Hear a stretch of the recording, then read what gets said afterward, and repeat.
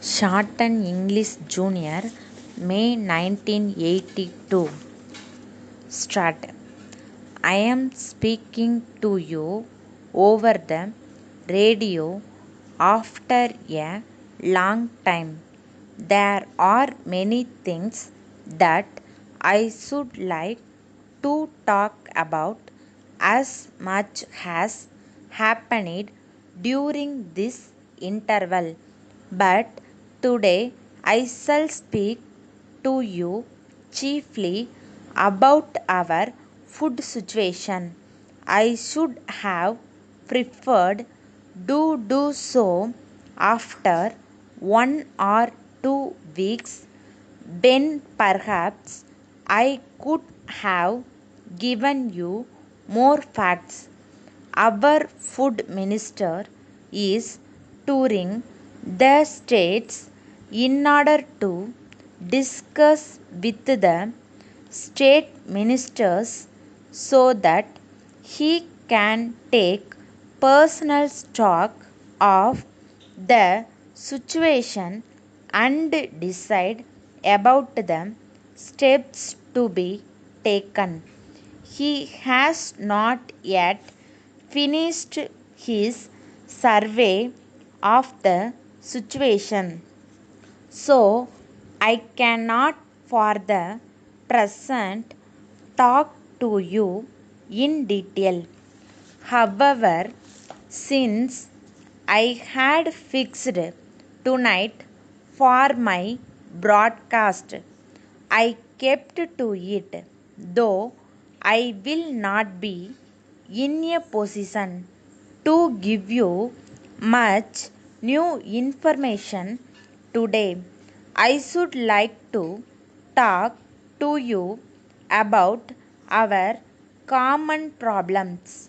It is very necessary that there should be a close understanding between the people of this great country and the government they have elected. For several years, we have had to face many difficulties in the matter of food.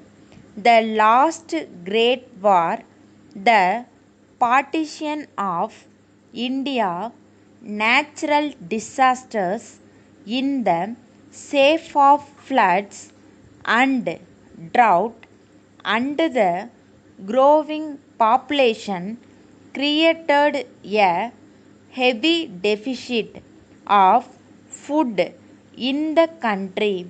Food is, after all, a primary necessity. If we fail in feeding our people well, we can make little progress in other directions. We had to import large quantities of wheat and rice at great expense. Even in recent months, we have had very difficult conditions in some parts of the country. Some districts have been particularly unfortunate. They had severe drought for some years continuously. We sent our army for relief work, and from all accounts, they did a very good job of it. Indeed, steps are being taken to reduce the prices of wheat and rice all over the country. This is the background of the food situation, and it seems to be satisfactory. But we cannot afford to relax our vigilance.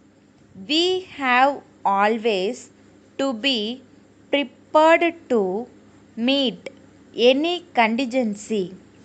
We have often been criticized for having a policy of controls, but we are convinced that any relaxation at this stage will certainly involve great risks.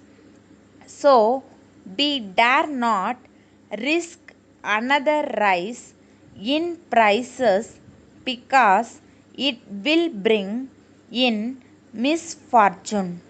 Letter from Indian Overseas Bank, 31 Lus Church Road, Madras, to Messrs.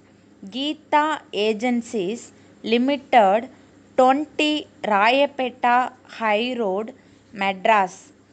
Dear Sirs, we have received your letter dated the 7th instant, in which you have complained that your check dated the 3rd October 1981 for rupees 900 in favor of Mr. Kumar was refused payment by us and returned to you unpaid with the usual endorsement.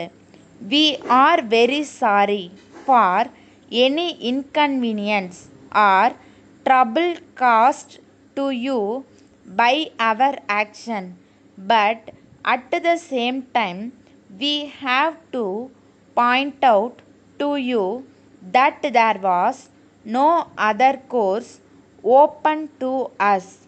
The check was dated 3 days prior to its presentation, so it was possible for you to make a request to us for a temporary